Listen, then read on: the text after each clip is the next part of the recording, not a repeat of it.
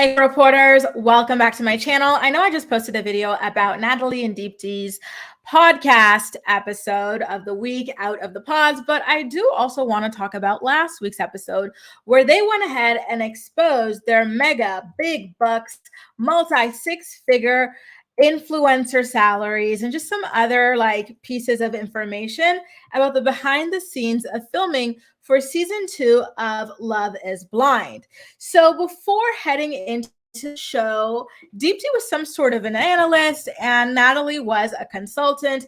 It was rumored that Natalie made somewhere between $150,000 per year to $200,000 per year, and Deepti's salary was not really disclosed or speculated upon. And I'm telling you that as a basis for some of the information that we're going to get into later that they reveal about why they decided to take a hiatus from their steady, high-paying corporate jobs in order to go ahead and dive headfirst into the influencer world. I do want to back up though, and take back the word steady, because these days I don't believe that traditional jobs are as steady as people want to believe that they are. Take myself, for example. Before becoming a YouTuber, I was working in the tech industry, particularly startup technology. And by the time I was 26 years old, I had already been through 2 layoffs, right, in the span of 6 years of my working professionally. So to me, it's just not stable, the industry I was in. And now I'm seeing constantly layoffs after layoffs after layoffs. So I want people to kind of grow out of this mindset that working for someone is more safe or stable than working for yourself. Because so far, working for myself, especially as being an influencer, quote unquote, or a digital creator, has been a lot more stable than my tech career ever has been. But I digress. So let's get into some of the stuff that they had to say about the girly pops who were participating with them on their season of Love is Blind. So Natalie and Deepti, they say that sometimes you could tell, just off the bat, as soon as someone enters a room, who's there for the influencer kind of career afterwards or who's there for genuine love. And I honestly don't think that's fair. I think that when they're claiming things like this, they're judging people by their looks. They're almost saying, oh, anyone who dressed too well, was too manicured, hair too laid, too beautiful, too thin, too tall, was fake. And anyone who did not fit these traditional beauty standards was genuine. And I don't think that's fair, right? I think that that is a little bit discriminatory in a way of thinking, but I digress, especially when they later get into the ways in which they've decided to go ahead with the influencer thing. I feel like, who's to say that they ever did the show for true love? Yeah, they can claim that they did, but how do we know, right? Just how do they know other people's intentions if not exclusively judging them on their looks or heavily judging them on their looks? They did say that some people were so desperate for attention that they would cry for no reason all the time, or just start drama all the time, or just say weird things, or repeat really kind of dramatic stories, hoping that they would eventually catch the eye or make a cut. So that I get, but I do think that they were mainly judging other women based on their looks and saying, oh, if you're super good looking, then you're not genuine. There's no way you have a hard time finding love. And that's not true. Listen, I will tell you this, as a solid, and I don't want to brag, but as a solid 3.5 or maybe 4 on a good day, even us, the super gorgeous, have a hard time finding love. So lay off. I'm just joking, you guys, but it is true. I think even if you're super attractive, it is hard to find love. It's hard for everybody, right? So now Deepti says, Natalie says that she thinks that Deepti went into Love is Blind looking for both love and the overall experience, just to see what the show and the stuff was all about. And then Natalie, being she, also says that she thinks that 7 people, including herself, went for the experience in the crew, and that the rest of them were there looking to become influencers. So you have to do the math on how many people were there, subtract the 7, and then you'll find out the rest that she was talking about. So Deepti says that a guy told her that he was going to say the most outlandish things to people just to make it on TV, which is odd to me because I feel like he would have told her this in the pods, right? Because the girls and the guys do not communicate outside of the pod. So if he told her this in the pod, it means it was already on camera. And I feel like it's scandalous enough to kind of make even a deleted scene sort of a situation or whatever, compilation, kind of like Andrew's fake eye drops, but it never made it to TV, which I feel like kind of disappointed by. But I guess maybe the producers were like, no, we don't want to like give people any ideas or anything like that. Now, they do say, I think Deepti says that none of the main girls on their season. So we're talking Deepti, we're talking Natalie, we're talking Ayana, Mallory, and Danielle. None of them of the 5 went onto their season to be influencers. And Deepti says that she didn't know that regular, normal people could be influencers. So this is what I meant when I said earlier that I think that whenever they said that people looked like they did the show in order to be influencers, they were talking about people who were extremely beautiful, which again, I think is unfair to really beautiful people. They're saying, oh, like if you're average, no one's going to follow you. No one's going to be like influenced by you. But if you're really beautiful, then that's what it is. So are they now saying that the main 5 that they were a part of were not that cute? I don't know. I thought they were cute, like in a regular kind of way. And I think that you still can be an influencer, even if you're like regular cute.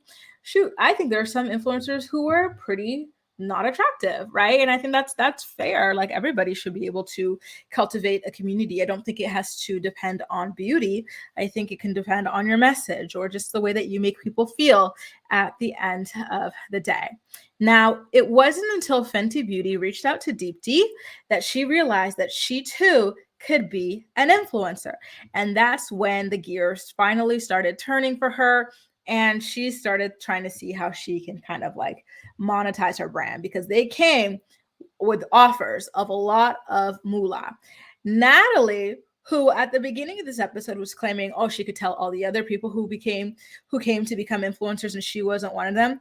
She said that after filming the show and before it aired, she started reaching out to PR managers and agents when she realized that people from season 1 were monetizing their social media. And I was like, well, there you go, girl. You saw the feedback from season 1 before you went in, and then you decided after shooting that you were going to reach out to PR managers and agents. Like, to me, that's someone who's pretty calculated and knew what she was doing from the beginning. So this is what I mean when I say, some of the stuff sounds like they are projecting onto other people their own motivations.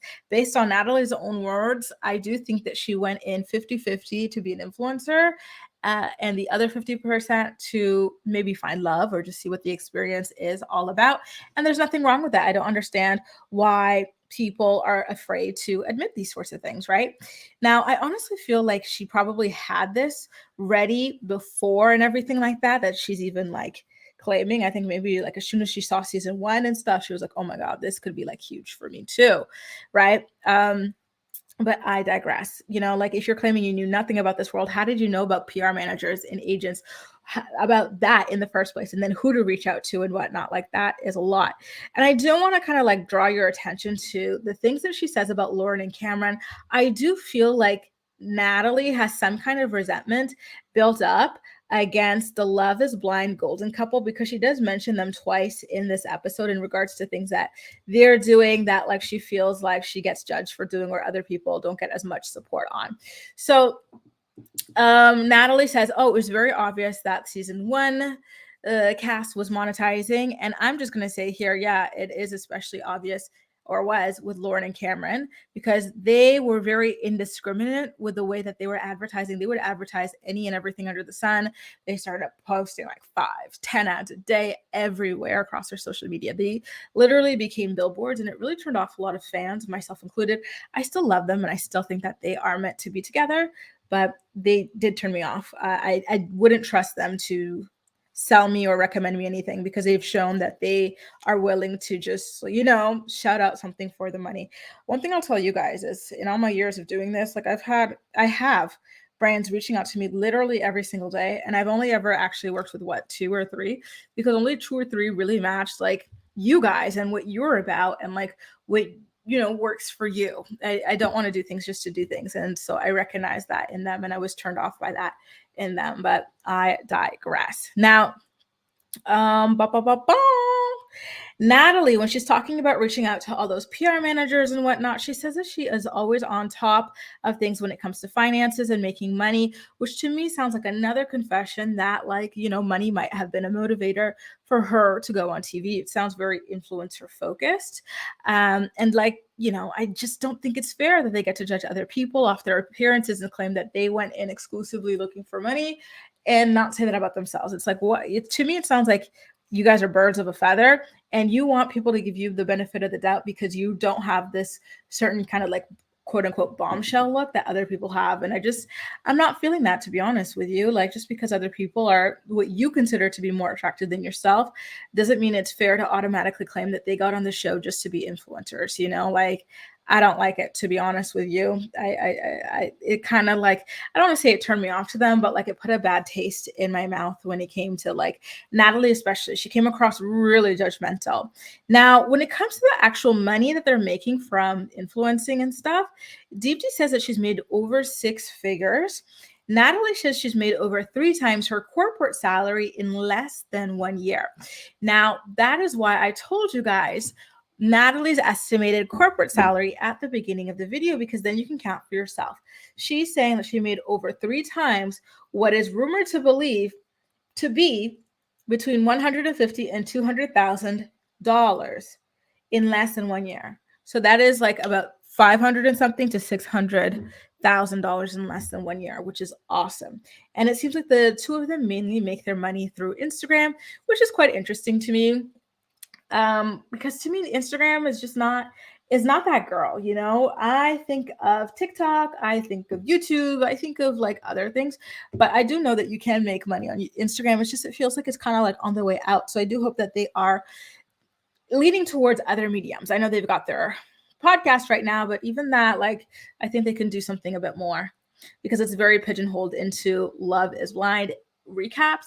And when Love is Blind is not airing, like, it might be a bit difficult for them to continue to have that kind of like listenership. Because, when you look at my videos of Love is Blind, when the thing is actually airing, they're dropping the episodes, so many views. But then when it's in between, and I'm still talking about the people, like, for example, the views are not there, right? So they do definitely need to just keep that in mind. Now, when it comes to the Instagram accounts that they make their money off of, Natalie says that her Instagram is heavily curated. You don't get to see her real personality on it because she uses it as a platform for monetizing, which again to me is like, you're judging these people for, in your opinion, going on the show to become influencers. Yet here you are admitting that from the very beginning, before your show started airing, you went out to PR managers looking to score brand deals. And you cannot even show your true personality on your Instagram account because you were so busy using it to make money, right? To me, it's like pot, meet kettle, like projection, meet my, what do you call that? Like winding down, like white screen that you put the projection images on, meet that. So now Deepti says that the highest she ever got paid for an ad was $60,000 for an Instagram reel. And Natalie got $50,000 for an Instagram reel.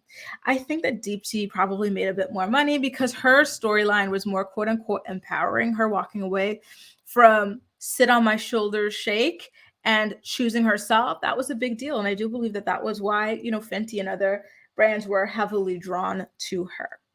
Now, despite being a part of influencer culture, so much so that they don't even show their true personalities on their Instagram accounts, Natalie and Deepti start looking down on it. Deepti says that she's making money and hustling in order to open a wellness center in the future. Natalie's goal is just to continue influencing in the short term and then go back to regular working later on down the road. And now when she talks about Lauren and Cameron again, she's saying that, like, Deepti, you got in a lot of trouble, well, not trouble, but a lot of backlash for releasing your book. But when Lauren and Cameron released their book, everyone loved it and felt it was okay. Deepti, when you and I do like our ads on Instagram and stuff, people call us sellouts. But when Lauren and Cameron do it, it's okay. I'm like, why do they keep going back to Lauren and Cameron? Like, she has some kind of resentment for them or like jealousy or something like that. But maybe it's just the best, like, kind of like most recognizable couple that she can use for her comparisons. I'm not sure. Now,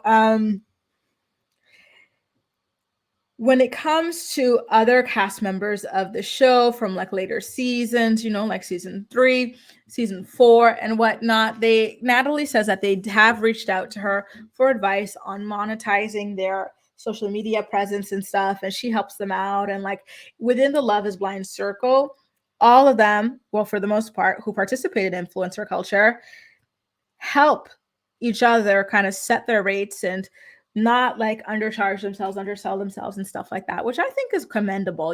Like you guys all have to kind of help build each other up, make sure to keep those rates high, don't get taken advantage of by these multi-million-dollar brands, etc., etc. So that was kind of nice for me anyway, to hear about the camaraderie between the different sort of seasons and whatnot. But anyway, I did just want to kind of like get into this podcast episode because it was interesting, not just based off of the financial info that they were revealing about themselves, but to me, it kind of like showed like, kind of like judgy, like put others down because I feel beneath them sort of vibe. Because again, like I said, the way they were like acting like some people just because they were gorgeous were there to be fake and influencers and this and that. And then they talk about how that's like their number one priority and whatnot. Like that to me felt salty. And then when they kept talking about how Lauren and Cameron don't get backlash for doing things that, they feel like they're doing similarly, that was another thing. I was like, that is really interesting. I didn't know that this side to them, and I was quite fascinated to learn about it. But anyway, enough about me. What do you think about the new information on this podcast? Are you shocked to hear that these girlies are making like $600,000 in less than a year? Holy moly. Make sure to let me know all your thoughts and opinions about this recap in the comment section down below. And as usual, we'll chat. That's all for now. Thank you so much for watching, and I'll see you next time.